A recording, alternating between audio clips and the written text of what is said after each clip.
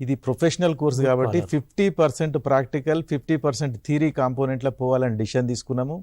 ఖచ్చితంగా ఏదైతే road transportation ఉందో, ట్రైన్ ట్రాన్స్పోర్టేషన్ ఉందో, ఎయిర్ ట్రాన్స్పోర్టేషన్ ఉందో, వాటితో పాటు టెంపుల్ టూరిజమ్స్ ఉన్నాయో, adventure tourisms, eco tourism, what not everywhere ఎక్కడెక్కడైతే ఆపర్చునిటీస్ ఉన్నాయో వాళ్ళందరినీ ఒక వేదిక మీదకి తీసుకురావాలని ప్రయత్నం చేస్తున్నాం. తద్వారా వారికి ఏదైతే డిమాండ్ ఉన్నదో మార్కెట్కి అనుగుణంగా ఏ విద్యార్థి అయితే తన కోర్సును పట్టుకునే సర్టిఫికేట్తో పాటు స్కిల్ పట్టుకొని బయటికి వెళ్తాడో ఎమ్మటే వాడు స్థిరపడే విధంగా మార్పులు చేసుకుంటూ ముందుకు పోయే ప్రక్రియ మొదలైంది. వీసీ గారు అదే డైరెక్షన్స్ ఇస్తున్నారు. దాని మీదనే మన డిపార్ట్మెంట్ మొత్తం పనిచేస్తుంది.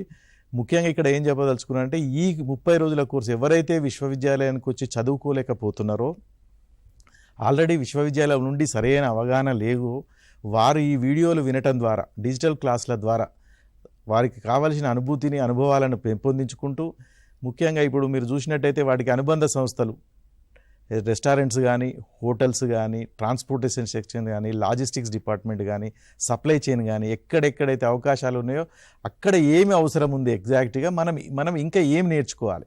మీరు చాలా వరకు చూసి ఉంటారు, మేము చాలామందికి అడ్వైజ్ చేస్తున్నాం ఏదన్నా ఒక ఫారిన్ లాంగ్వేజ్ కూడా నేర్చుకోమని చెప్తున్నాం. ఎందుకంటే ఎప్పుడైతే ఫారిన్ టూరిస్టులు మన దగ్గరకు వస్తున్నారో we're not able to translate them and understanding చేయలేకపోతున్నాం. వాళ్ళు ఏం అడుగుతున్నారో మనం ఏం చెప్పలేకపోతున్నాం.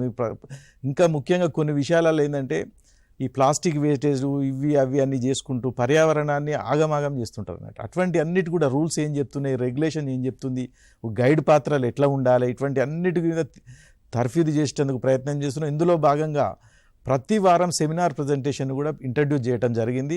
చాలా విప్లవాత్మకమైన మార్పులు తీసుకొచ్చాం. భవిష్యత్తులో కూడా వీటిని కొనసాగిస్తూ మన దగ్గర జాయిన్ అయిన ప్రతి విద్యార్థికి వాడి యొక్క భవిష్యత్తు బంగారమయంగా అయ్యేందుకే ప్రయత్నం చేసేందుకు కంకణం కట్టుకొని ఆ దిశగా ప్రయత్నం చేస్తున్నాం. అందులో మొదటి స్టెప్పే టీశాట్ ద్వారా ఈ 30 రోజుల కార్యక్రమం చేపట్టడం జరుగుతుంది.